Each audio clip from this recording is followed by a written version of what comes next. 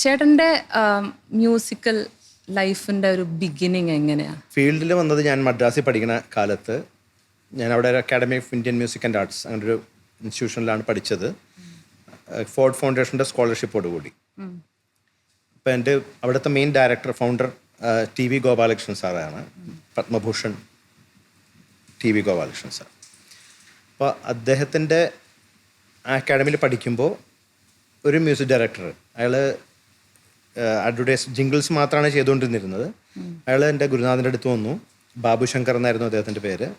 ഇവിടെ നിന്നൊരു പുതിയ സിംഗറെ ഇൻട്രൊഡ്യൂസ് ചെയ്യണമെന്ന് ആഗ്രഹമുണ്ട്. അപ്പോൾ ഇവിടെ നിന്ന് ആരെയാണ് അതിന് പറ്റിയ ഒരാളെന്നുണ്ടെങ്കിൽ ഇൻട്രൊഡ്യൂസ് ചെയ്യണമെന്ന് പറഞ്ഞപ്പോൾ സാറ് എന്നെ സജസ്റ്റ് ചെയ്തു. അങ്ങനെയാണ് എനിക്ക് ആദ്യത്തെ തമിഴ് മൂവി 95 ഞാൻ പാടിയത്. റിലീസ് ചെയ്തപ്പോൾ 96 അവസാനം 97 ഒക്കെ ആയി. അത് ഉഴവുത്തുറൈ എന്ന് പറഞ്ഞ മൂവി, വിജയകാന്ത് സാറിൻ്റെ 125ാമത്തെ സിനിമ. ചിത്ര ചേച്ചി ഞാനും കൂടി ഒരു ഡ്യുവറ്റായിരുന്നു ഫസ്റ്റ് മൂവി സോങ്. അപ്പോൾ ചേട്ടന് കൊച്ചിലേ തുടങ്ങിയ ഒരു മ്യൂസിക് പാഷൻ ഉണ്ടായിരുന്നോ, അതോ റാൻഡംലി ഇങ്ങനെ, അതോ പാട്ടുകാരനാവണം എന്നുള്ളൊരു? പാട്ടുകാരനാവണമെന്ന് കുട്ടിക്കാലത്തൊന്നും ഇങ്ങനെ ഉണ്ടായിരുന്നില്ല, അലിഞ്ഞിരിഞ്ഞ് നടക്കുമായിരുന്നു. അങ്ങനെ ഒരു ചിന്തയൊന്നും മനസ്സിലുണ്ടായിരുന്നില്ല. ഒരു പ്രീ ഡിഗ്രി ഒക്കെ കഴിഞ്ഞപ്പോഴാണ് അങ്ങനെ ഒരു ചിന്ത മനസ്സിലേക്ക് കൂടുതലായിട്ട് വന്നത്.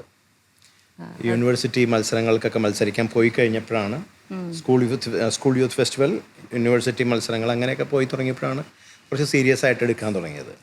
പിന്നെ പ്രീ ഡിഗ്രി കഴിഞ്ഞപ്പോൾ മദ്രാസിലേക്ക് പോയി, പിന്നെ അവിടെ നിന്ന് തുടങ്ങി. പക്ഷെ 9ാം ക്ലാസ്സിൽ പഠിക്കുമ്പോൾ 2 ക്രിസ്ത്യൻ ഡിവോഷണലിൽ ഞാൻ പാടിയിട്ടുണ്ട്. അതാണ് സത്യത്തിൽ ആദ്യത്തെ റെക്കോർഡിങ്. പക്ഷെ എൻ്റെ ശബ്ദം കുട്ടികളുടെ ശബ്ദമായിരുന്നു, ശബ്ദം മെച്ചുവേർഡ് ആയിട്ടുണ്ടായിരുന്നില്ല. ഈ ഒരു ന്യൂജൻ ആളുകളെല്ലാവരും ഇപ്പോഴും പറയുന്ന ഒരു കാര്യം എന്ന് പറഞ്ഞാൽ ചേട്ടൻ്റെ ശ്രുതി ശുദ്ധത. അത് ലൈവ് കേട്ടാലും സ്റ്റുഡിയോയിലൊക്കെ ചേട്ടൻ എനിക്ക് തോന്നുന്നു വന്നു, ഞങ്ങൾ ഒരു ദിവസം കൊണ്ടൊക്കെ എടുത്ത് പാടുന്ന പാട്ട് ചേട്ടൻ വരുന്നു പോകുന്നു എന്നുള്ള രീതിയിലാണ്. എന്താ ചേട്ടാ, എങ്ങനെയാണ് ചേട്ടൻ്റെ ഒരു പ്രാക്ടീസ് രീതികളും? പ്രാക്ടീസ് എൻ്റെ ജീവിതത്തിൽ ഞാൻ കാര്യമായിട്ട് പ്രാക്ടീസ് ചെയ്തിട്ടില്ല. ഞാൻ ജീവിതത്തിൽ ഇതുവരെ പ്രാക്ടീസ് ചെയ്തിട്ടുള്ള എല്ലാ ദിവസങ്ങളും കൂട്ടി വെച്ച് കഴിഞ്ഞാൽ ഒരു 5-6 മാസമേ കാണുള്ളൂ. അത് ഇരുന്ന് സാധകം ചെയ്ത ദിവസങ്ങൾ.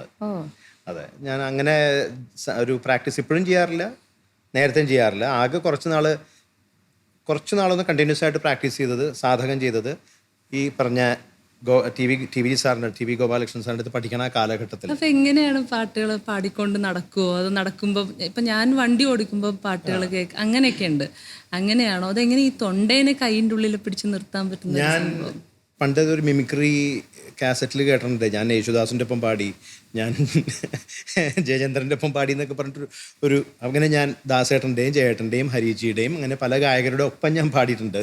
നേരിട്ടല്ല, അവരുടെ പാട്ടിൻ്റെ ഒപ്പം ഞാൻ ജസ്റ്റ് പാടി പ്രാക്ടീസ്. അങ്ങനെ ഇഷ്ടംപോലെ പാട്ട് കേൾക്കുന്നതോടൊപ്പം പാടി പ്രാക്ടീസ് ചെയ്യുമായിരുന്നു. അതായിരിക്കാം ചിലപ്പോൾ ഇങ്ങനൊരു ഗുണം, അങ്ങനൊരു എന്താ പറയുക, ഒരു അനുഗ്രഹം കിട്ടിയത് ചിലപ്പോൾ.